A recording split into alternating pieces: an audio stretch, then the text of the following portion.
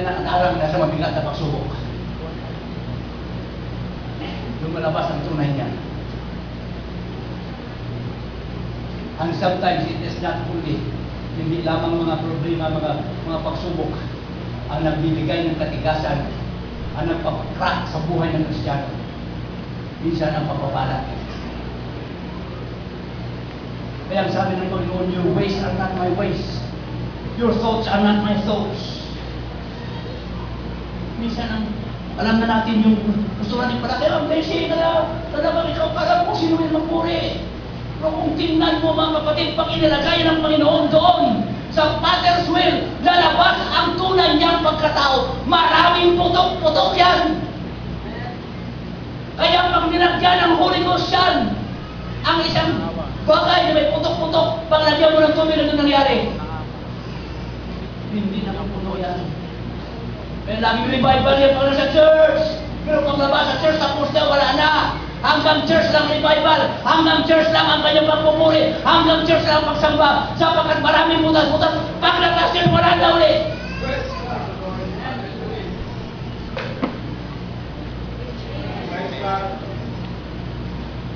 Ba't kung isabwit mo sa sarili mo? Lord, here I am. Hubugin mo ako, Panginoon. Gaano man kaliit yan. Kung nakita mo, Panginoon, na hindi pwede, tanggalin mo yan. Masakit man yan sa laman ko. Masakit man yan sa sarili ko. Masakit man yan sa damdamin ko. Panginoon, I want to be a vessel that is ready to be used by you. I want to be a vessel that can be filled with the power and with the gift from on high that is none other than your Holy Spirit. Inaakasara namin. Sometimes you are just wasting the Spirit of God in our life. Yes, punong-puno ka. Talagang revival ka. Punong-puno ka ng presensya ng Panginoon if you are only in the church. Hallelujah. The clay is molded as the Father was. Minsan gusto natin, Panginoon, gusto ko ako'y ganitong gusto ko, Panginoon. Ay, hindi yan ang akma sa'yo. Lord, gusto ko magiging magaling ang pusong leader. Gusto mo, pero hindi lang pa sa'yo. Apusin mo galing Pastor Lutero. Kayo ba, kaya niyong umakit ng KUP? Ako, kaya mo. Oh. Lord, gusto ko maging ganito. Pero the clay is molded as the Father wants it. Kung ano ang gusto ng Diyos na paghubog sa buhay mo, hayaan mo lang. It is for your own good. Ito po ang tunay na komparison na pagpapasal. You cannot say you are submitting to God kung gusto mo, kung ang gusto mo ito at hindi yun ang gusto ng Diyos. We need to be flexible and workable in the hands of God. Pag sinabing flexible, parang saan siya ano gawin sa iyo, di ba? Gusto mo, banga ka. Sabi ng Panginoon, hindi ka pwedeng maging banga. Hanggang palyo pa lang, si Brother Bill pwedeng banga yan. Kung si Brother Mark pa, gusto mo maging banga, hindi ka pwede, palyo pa lang, Brother Mark, si Brother Bill ka pwedeng banga. Alam ng Diyos kung anong uri ng hubog ang gagawin sa buhay mo.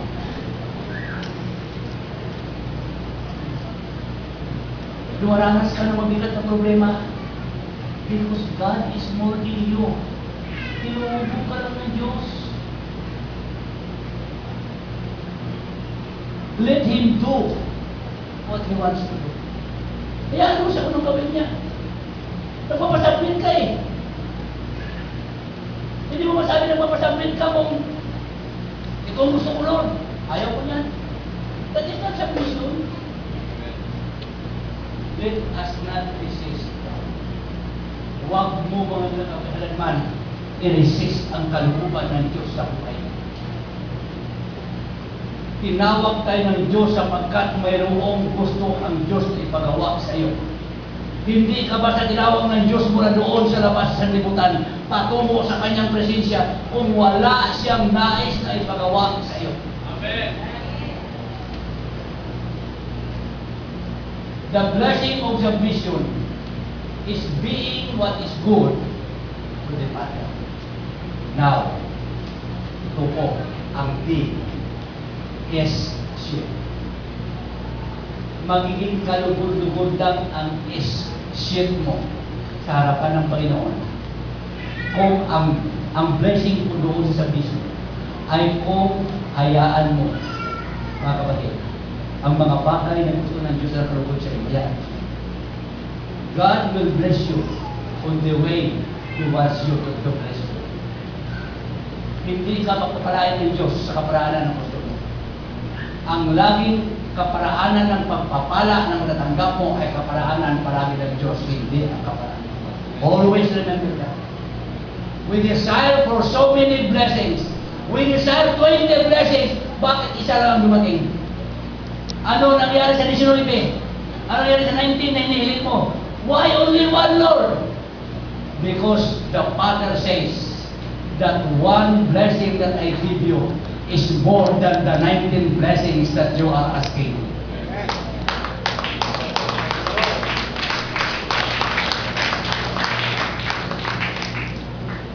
And the blessing of submission is when God says, well done, thou good and faithful.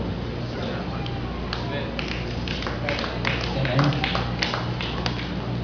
Hallelujah.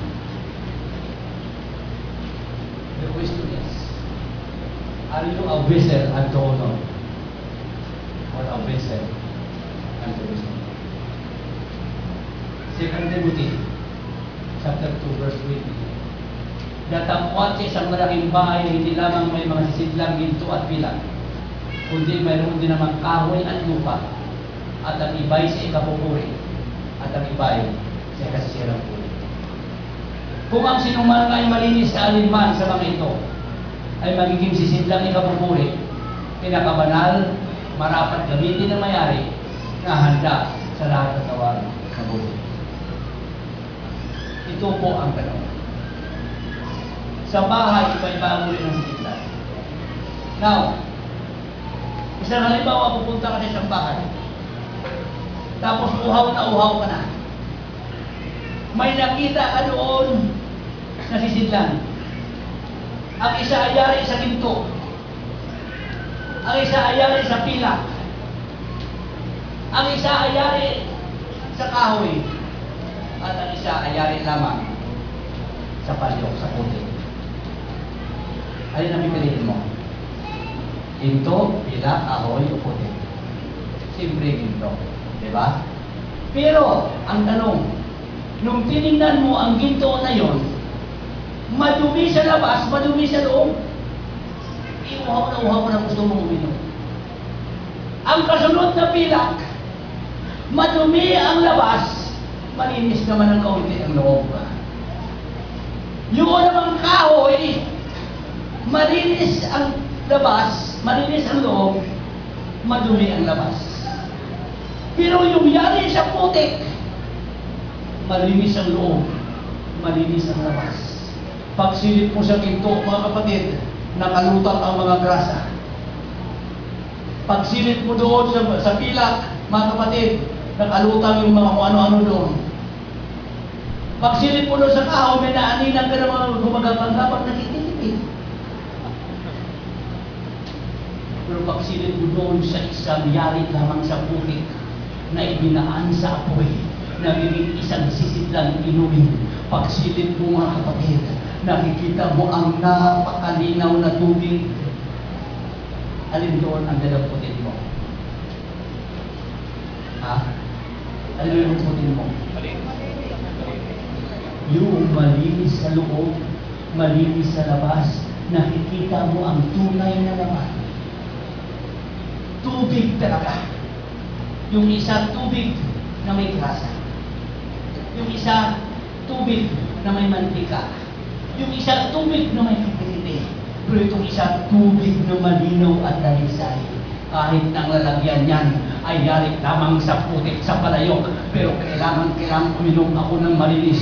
Dadamputin ko ang putik. Ganun ang nais ng Diyos sa bawat isa sa atin. He can mold us, mga kapatid. Tayo ay palayok.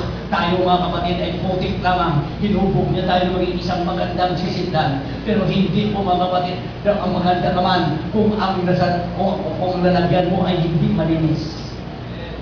Ang sabi ng Biblia, mararapat gamitin ng may-ari na hahanda sa lahat ng gawang mabuti. Verse 22. Datapwat, layuan mo ang masamang pila ng kabinataan at sundin mo. Ano ang sundin mo? Basahin na ninyo. Laksi. Ang kabanalan. Laksi. Ang pananampalataya. Ang pag-ibig. Ang kapayapaan. Kung dito na ang S7. Kasama. Sino kasama mo? Mga nagsisitawag sa Panginoon. Ang tao sa libutan ang kasama mo. Hindi yung mga kung ano-ano din ang kasama mo. Kapag kasinunod mo kapalaran ng pag-ibig kapayapaan, kasama mo ang mga nagsisitawag sa Panginoon mula sa pusong malinis. Gusto ba natin yan?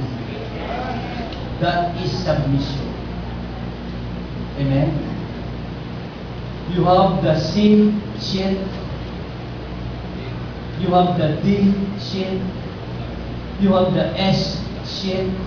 Mga kapatid, matayo po tayong lahat. If we follow the blessing, the footprint of blessing, ano mangyari? Sigaw! Ikaw be blessed. Hindi, wait! Ay! Sigaw mo! I shall be blessed! I shall be blessed. I shall be happy. I shall be joyful. Come on! One more time! I shall be blessed! I shall be happy! I shall be favored by God! Let's worship God! Hallelujah! Glory! Glory! Hallelujah! Hallelujah! Hallelujah! Come on, church! Hallelujah! Let us approach God with a clean heart, with a clean hand, with a clean mind. Hallelujah! We must desire God more than anything else in our lives, and let us submit unto the will of God. And if you do so, the footprints of blessing, if you will follow it, you can shout to the world, I will be blessed. I will be happy. I will be favored by God. Hallelujah. Hallelujah. Come on. Hallelujah. Come on. Jesus. Hayaan mo natin na imumulog tayo ng Panginoon. Hallelujah. As we sing the song, change my heart to God. Oh, the Father's Make it ever true.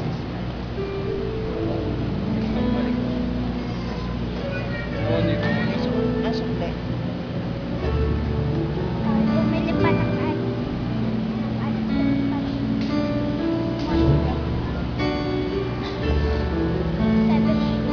Dada. Change my heart. Come on. Make it ever true. Kung mayroon man ako nabanggit, change my heart. Nabigyan ka masakit sa inyong damdamin. I'm sorry. Pero hindi ko hinihingi ng pasensya ang salita ng Diyos. For myself, I'm sorry. But I am not sorry for giving to you the word of God. Hallelujah.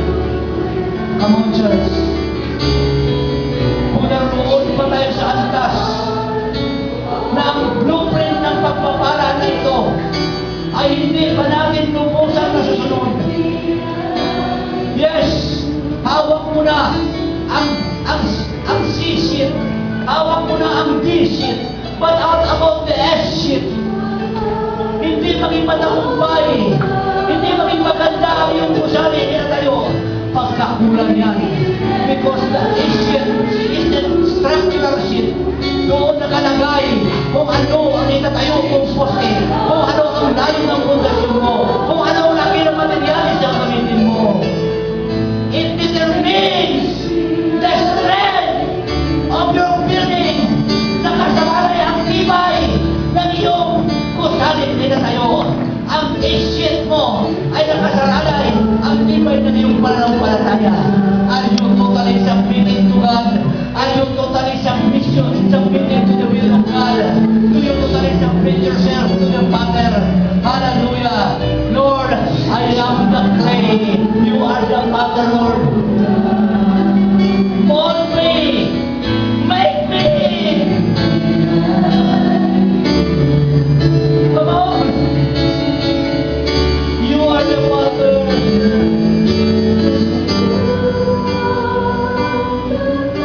Hallelujah!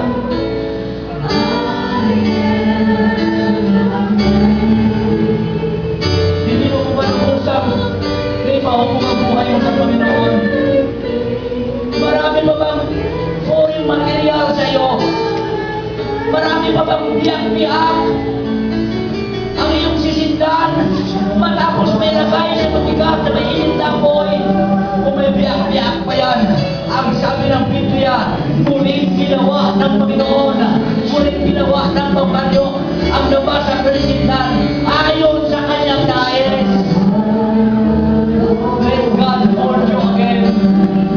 Let God break you today and let Him mold you into what kind of vessel He wanted you to be. Come on!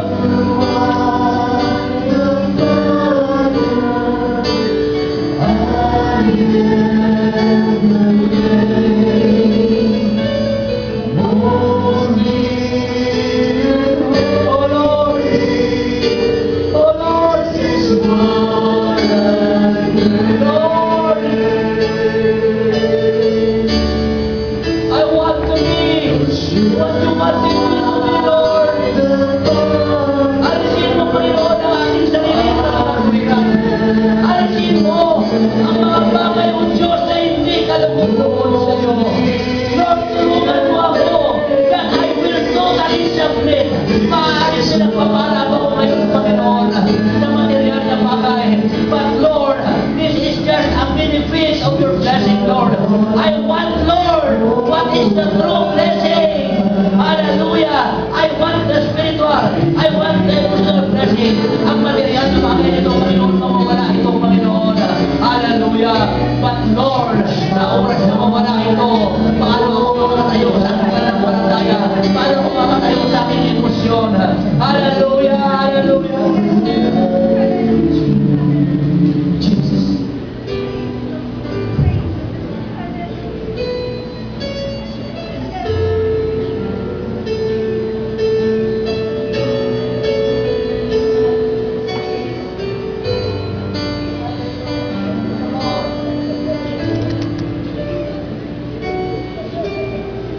Kaya natin ang presensya ng Diyos ang siyang lumubog sa bawat isa sa atin. Hallelujah! Kaya natin magpakumbaba tayo sa harapan ng ating Panginoon. Hallelujah! Hallelujah! That's when the true blessings come. When we submit ourselves to God. When we submit ourselves to His will. Hallelujah! Hallelujah! Hallelujah! Oh God! Ayan mo ang Diyos! Ang isang pagpag na puso ang siyang maramdaman ng bawat isa sa amin ngayon. Hallelujah! Let there be brokenness within us. And through this brokenness,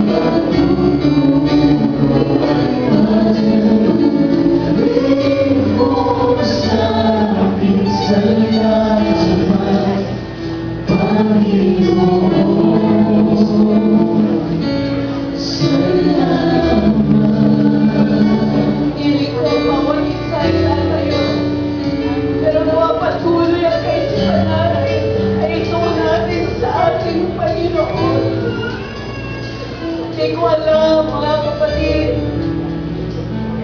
ang espesipikong pananalangin at paghiling ng bawat isang naririto. Hindi ko alam kung anong espesipikong pangangailangan ng bawat individual na naririto. Pero ang Diyos ay nakahandang magpapala. Maaaring ang hirap na tanggapin na may pagpapala ang Diyos kapag ka nasa gitna tayo ng kahirapan. But all the Lord wants is for us to surrender everything to Him, to submit our will, to fully submit our minds, our emotions to Him. Lord, iyong kami sa pagkakataong ito. Susunurin mo kami, O Diyos, sa tayaan mo, Panginoon, na kahit nasa kalagitnaan kami ng pangangailangan, lubusan namin maisuko sa iyong lahat, sapagkat alam namin sa takdang panahon, ang iyong biyaya ay para sa amin. So right now, Lord, here we are. Hallelujah.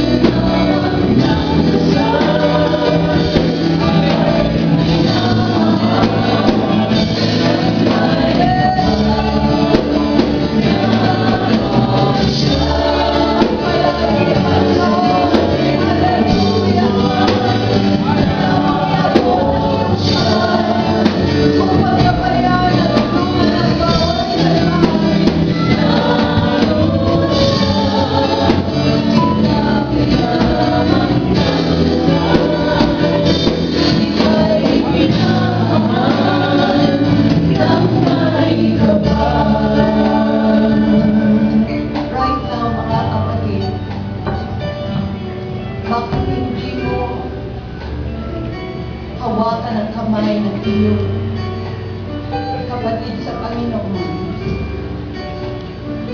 Umawak ka sa kanyang balikat. Magdalahilan tayo sa isa't isa. We thank the Lord that we are His body. Una, sa Panginoon tayo humihingi ng gabay at saklolo. Pero salamat sa isang pamilya, sa isang simbahan, na po pwede nating matakbuhan sa oras ng pangangailangan. Ay mga kamay na alam natin ating nakakahawak. Ay mga tinig na nananalangin para sa bawat isa sa atin. Magpalakasan tayo sa isa't isa sa pananalangin. Hallelujah! Hallelujah! Come on, pray for your brother. Pray for your sister. Hallelujah! Hayaan natin ang presensya ng Diyos ay lubusang manatili sa ating kalagitnaan. Na maramdaman nating tunay na nariyan ang Panginoon sa pamagitan ng kapatid natin sa Panginoon. Sa ating mga baguhan, mga kasama. Feel the love of your brother and sister. Feel the comfort that comes from them. Sama-sama tayong lalapit sa Panginoon na may pagtitiwala na kailanman hindi niya tayo pababayaan. Hallelujah! Come on!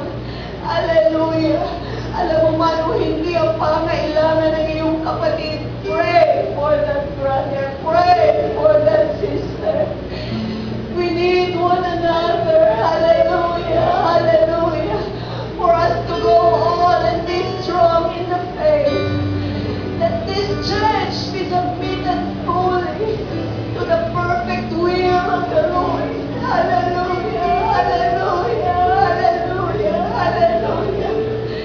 Ikaw, Panginoon, at siyang pumasagit na sa simbahan ito. Hallelujah!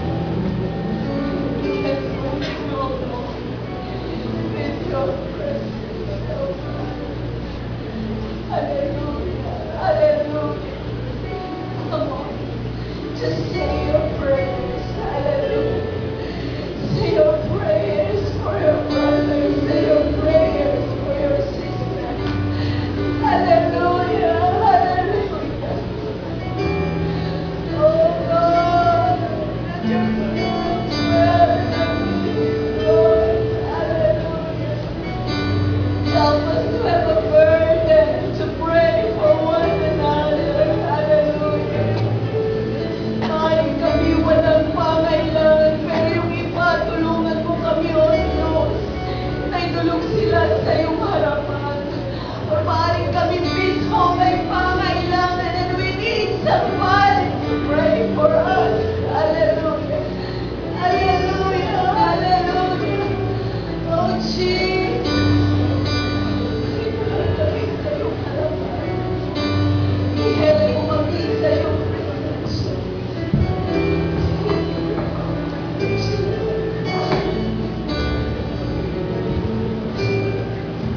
Sa Panginoon Jesus, ako magtitiwala sa biyaya ng laban. Buhay ko ay may talina sa pagsubok at lumbay. Nais siyang maramay ang pag-ibig.